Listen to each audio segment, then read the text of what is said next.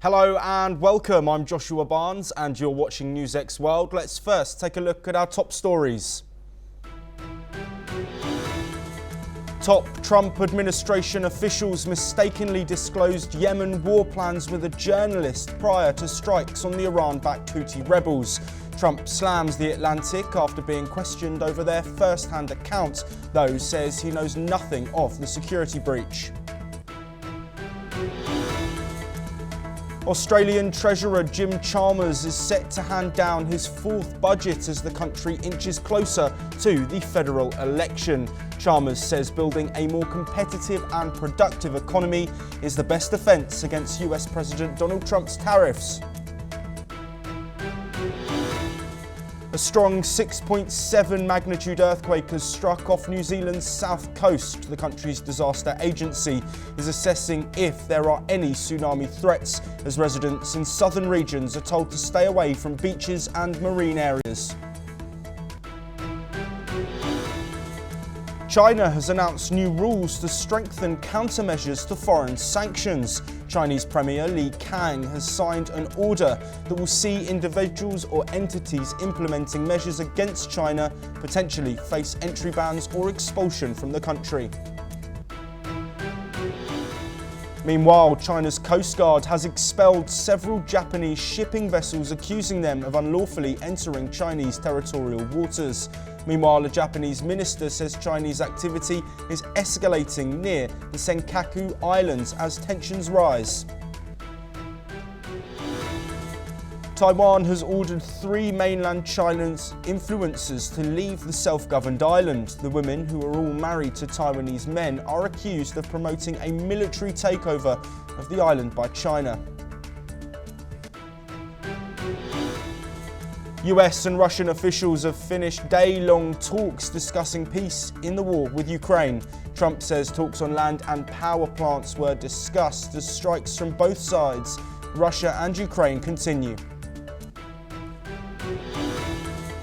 Israeli forces have launched a pre-dawn offensive in Gaza, reportedly killing at least 23 people, including 7 children.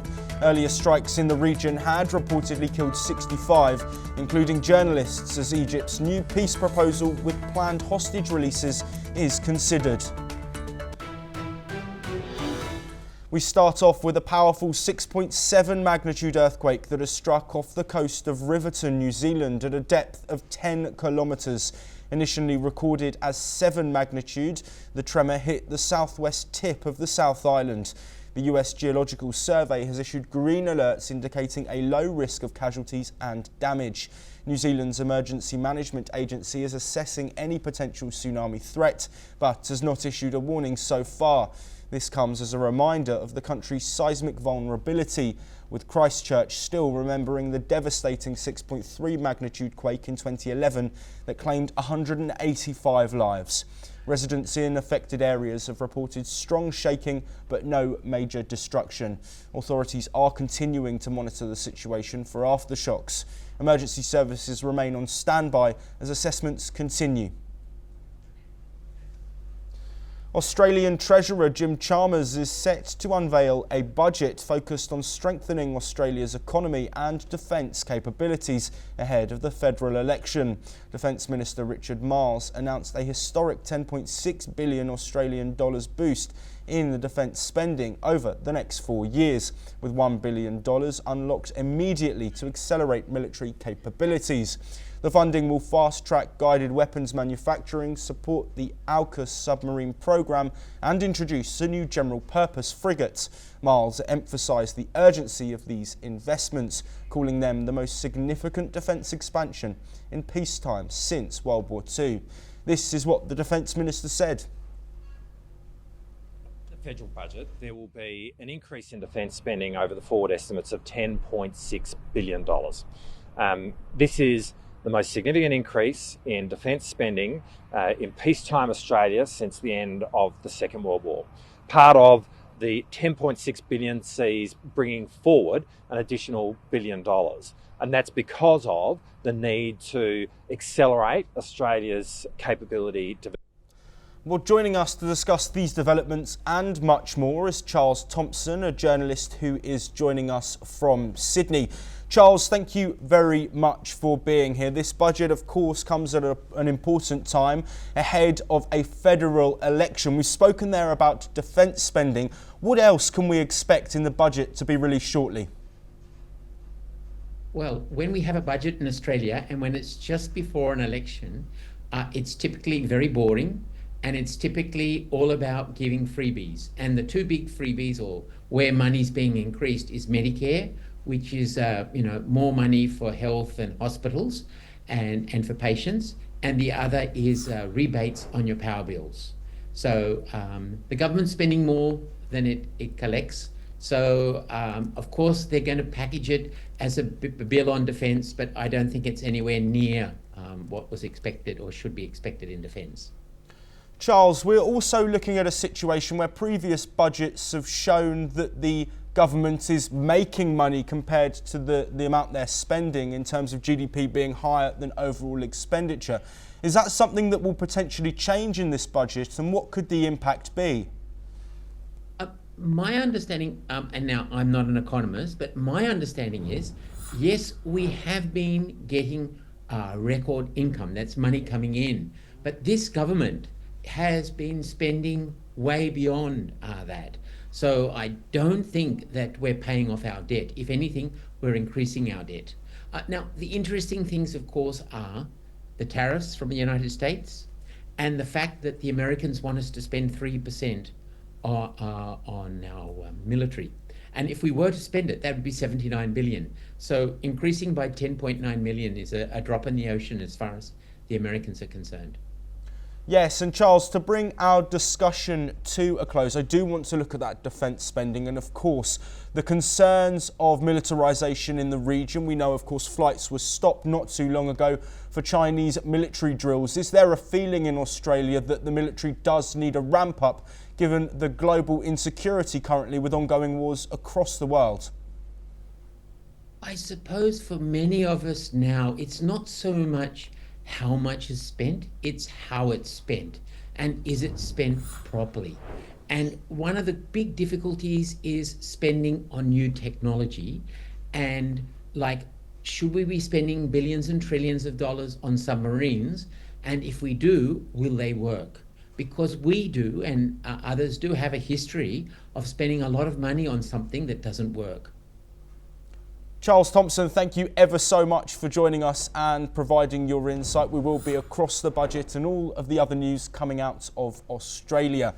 We move on now, and China's Coast Guard says it has expelled 4 Japanese fishing vessels from its territorial waters. The boats were reportedly operating illegally near Diaodao from March the 21st to March the 24th. CCG spokesperson Liu Dejun stated that the Chinese vessels took necessary control measures.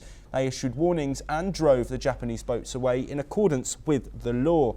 Diaodao and its affiliated islands have always been China's territory, the spokesperson said. He urged Japan to stop all illegal activities in the area immediately. Liu also stressed that the CCG will continue maritime law enforcement operations. He said the goal is to safeguard China's territorial sovereignty and maritime rights. Well, joining us to discuss these developments is Andrew K.P. Leung, who is an international and independent China strategist who's joining us from Hong Kong.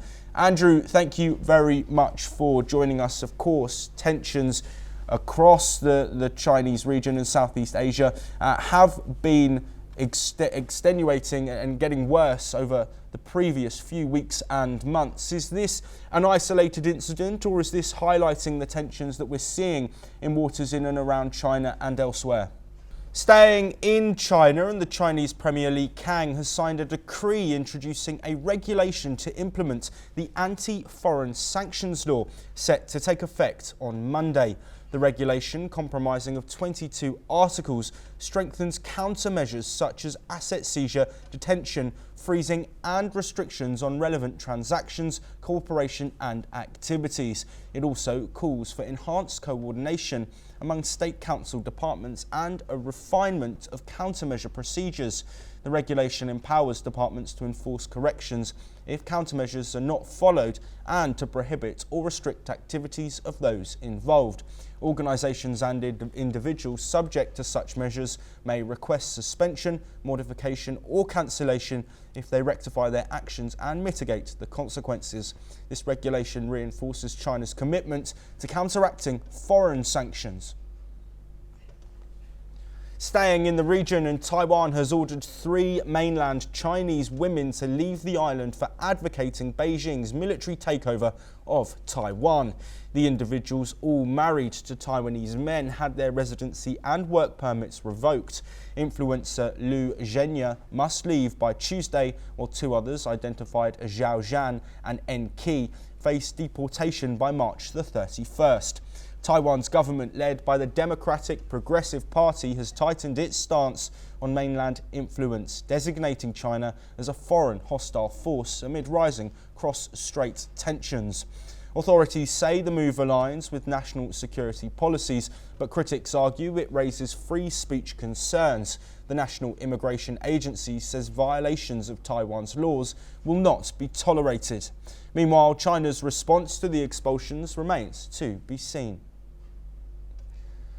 Israeli strikes on Gaza for an 8th consecutive day have killed at least 23 people in pre-dawn attacks, including 7 children. Meanwhile, an overnight Israeli airstrike has killed a journalist working with Al Jazeera. The military also issued new evacuation warnings for parts of northern Gaza. On March the 24th, Israeli military spokesman Avichai Adeh gave an early warning before a strike in the northern area of Jabalia.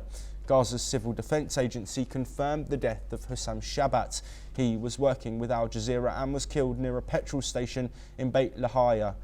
Mahmoud Bassal, a spokesman for the agency, said airstrikes hit more than 10 cars across Gaza. Shabat's car was moving among them. In October, Israel's military accused Shabat and 5 other Palestinian journalists of being terrorists. In a separate airstrike in southern Gaza, Mohammed Mansour, a media worker affiliated with Palestine Today TV, was also killed. The Palestinian Journalists Syndicate condemned the deaths of Shabat and Mansour. It called them a crime added to the record of Israeli terrorism. The group says more than 206 journalists and media workers have been killed since the war began. Gaza's health ministry says 730 people have died since Israel resumed bombardments on March the 18th. That includes 57 deaths in the past 24 hours. Meanwhile, the Israeli military has intercepted a missile launch from Yemen by the Houthi rebels aimed at Ben Gurion Airport near Tel Aviv. The Houthis, who have launched over 100 attacks on shipping since Israel's war with Hamas began in late 2023, vowed to escalate strikes against Israel. In retaliation for the US campaign, they also targeted the US aircraft carrier Harry S.S. Truman with missiles and drones. President Trump warned of consequences for Iran's support of the Houthis. The group aligned with Hamas, Hezbollah and Iraqi militants in the Axis of Resistance are acting in solidarity with Palestinians in Gaza, according to their spokesperson. Their actions have been disrupted global trade and triggered a costly US military effort to intercept missile threats. More than 1,000 people have been detained in Turkey following protests over the jailing of Istanbul Mayor Ekrem İmamoğlu, according to Interior Minister Ali Yerlikaya. Authorities say 1,133 individuals were arrested between March the 19th and 23rd, including people linked to terrorist organisations. İmamoğlu, a key rival of President Recep Tayyip Erdogan, was taken into custody last week on corruption charges, which he denies, just days before he was expected to be named as the opposition's candidate for the 2028 presidential election. Protests erupted in Istanbul, Ankara and other cities, leading to clashes with police. Over 120 officers were injured and weapons, including Molotov cocktails and axes, were seized. Erdogan condemned the protests as a movement of violence and accused the opposition of fueling unrest. Meanwhile, the opposition has denounced İmamoğlu's arrest as politically motivated, saying it threatens democracy in Turkey. This is what the opposition stated during one of the protests. Bak Erdoğan diyordun ki ilk gün olur, ikinci gün durulur, üçüncü gün unutulur. Bir hafta oldu. Ne diyor gençler? Bu daha başlangıç. Mücadele devam. China's Coast Guard says it has expelled 4 Japanese fishing vessels from its territorial waters. The boats were reportedly operating illegally near Diaoyuidao from March the 21st to the 24th. CCG spokesperson Liu Dejun stated that the Chinese vessels took necessary control measures. They issued warnings and drove the Japanese boats away in accordance with the law. Diaoyuidao and its affiliated islands have always been China's territory, the spokesperson said. He urged Japan to stop all illegal activities in the area immediately. Liu also stressed that the CCG will continue maritime law enforcement operations. He said the goal is to safeguard China's territorial sovereignty and maritime rights. Thank you for joining us, Andrew. We're looking at tensions in the region escalating, maritime tensions that have been escalating for weeks, if not months. Is this a further escalation, or is this, in your opinion, an isolated incident? Well, I think that Beijing definitely doesn't want a war in the South China Sea or elsewhere. Nor does Japan. The Japan foreign minister is just in Beijing trying to warm relationship for a recalibration of their foreign policies so that they can cooperate where they can rather than banking on confrontation as a result of a changed pivot under Trump 2.0. So what we're seeing is just China's feel more confident in defending its own territorial rights. It doesn't definitely mean China wants a war. That applies to Japan as well as over Taiwan. Definitely Taiwan is a very sensitive issue for China, but it doesn't mean that China wants a war, nor for that matter, the United States or Japan for that matter. So I think that these are posturing, and I think that with improved relationship between China and its neighbors and with the United States, with the promise of meeting between President Xi and President Trump, not in the not distant future, I think that we're seeing a more careful recalibration of relationship in spite of differences and in spite of posturing on both sides. Yes, Andrew, I want to look as well at relationships specifically with Japan. We, of course, saw conversations taking place between Japan, South Korea and Chinese top diplomats taking place in Tokyo. We've also heard a minister lambast China for action around a Japanese island. How are those tensions going to look moving forward? Is there going to be more work towards an alliance, or could this throw a spanner in the works? I don't think that the territorial claims are going to be resolved in the near or even in the distant future. I think the best that could be hoped for, as what has happened over so many decades, is to maintain a stable relationship in spite of differences, in spite of historic circumstances that have led to these conflicts. I think both sides want to manage these conflicts, and that's why the high-level diplomats are meeting, and also they're taking into account changed global dynamics following Trump's return to the White House. Nor does Trump want a war, not least in the South China Sea or in the Asia Pacific. He doesn't want a war over Ukraine. He doesn't want a continuing conflict in the Middle East. He wants to go down history as the peaceful president that makes America great again, and that creates a lot of room for both countries, for China and the United States, to settle their differences and to agree on accommodating relationship. And that applies to Japan, naturally. So I think that what we're seeing is China's ability to defend, or demonstrating its ability to defend its own sovereign rights, but also underpinning by opportunities for all sides to stabilize the relationship in spite of the posturing. Andrew K.P. Leung, thank you very much for joining us and providing your insight as always.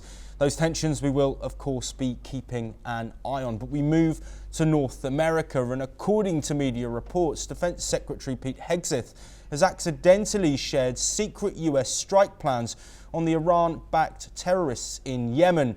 He sent them in a group chat with top Trump administration officials. However, the chat mistakenly included a magazine editor. The officials used the public encrypted messaging app Signal to discuss the plans. Analysis said this raises serious concerns about the mishandling of national security information. Former intelligence officials said that such details should only be shared through secure government platforms. Brian Hughes, a spokesperson for the White House National Security Council, confirmed the chat's authenticity. He said officials are reviewing how an unintended number was added. Hughes also defended the discussions, calling them a sign of deep and thoughtful policy coordination. He added that the success of the Houthi operation shows there were no threats to US troops or national security. Jeffrey Goldberg, editor-in-chief of The Atlantic, revealed the leak in an article. He reported that Mike Waltz, Trump's national security advisor, mistakenly added him to the Signal chat. The group was titled Houthi PC Small Group. Let's hear what Trump and Pete Hegseth have said on the matter. Nobody was texting war plans, and that's all I have to say about that. You're talking about a deceitful and highly discredited so-called journalist who's made a profession of peddling hoaxes time and time again. I don't know anything about it. I'm not a big fan of The Atlantic. To me, it's a magazine that's going out of business. I think it's not much of a magazine, but I know nothing about it. You're saying that they had what? They were using Signal to coordinate on sensitive materials and having to do with what? Having to do with what? What were they talking about? With the Houthis. The Houthis? You mean the attack on the Houthis? Right. Well, it couldn't have been very effective because the attack was very effective. I can tell you that. I don't know anything about it. You're telling me. Moving on, and United States and Russian negotiators have wrapped up talks in Riyadh, Saudi Arabia. The 12-hour discussions focused on securing a partial ceasefire in Ukraine. Russia's state news agency TASS reported that a joint statement on the results is expected today. According to a senior Ukrainian government source, after meeting with Russia, US officials will hold further talks with Ukrainian negotiators who stayed in Saudi. President Donald Trump said that a US-Ukraine revenue sharing deal on critical minerals is expected soon. He also revealed that his administration is in talks with Kyiv about the possibility of US firms owning Ukrainian power plants. Kremlin spokesperson Dmitry Peskov confirmed that US and Russian officials are discussing a potential revival of the 2022 Black Sea Grain Initiative. The agreement was designed to allow Ukraine to export millions of tons of grain and other food products. Staying on the Russia-Ukraine war, and Ukrainian President Volodymyr Zelensky confirmed that nearly 90 people, including 17 children, were injured in a Russian strike on the city of Sumy. The attack, which targeted residential buildings and schools, took place the same day Russia held ceasefire talks with the US in Saudi Arabia. Zelensky reported ongoing rescue efforts and noted that the strike heavily damaged apartments and educational facilities, with fires spreading across the area. Fortunately, children at the school were sheltered during the attack. Sumy, located near the Russian border, was briefly occupied by Russian forces in the early days of the war. Here is what President Zelensky had to say. Зараз в Сумах ще триває рятувальна операція. Всі служби залучені, ДСНС України, Національна поліція, медичні служби, наші комунальні. Дуже багато постраждалих станом на цей час, відомо про майже... That is all we have time for, but we will continue to bring you more of the latest international news very soon.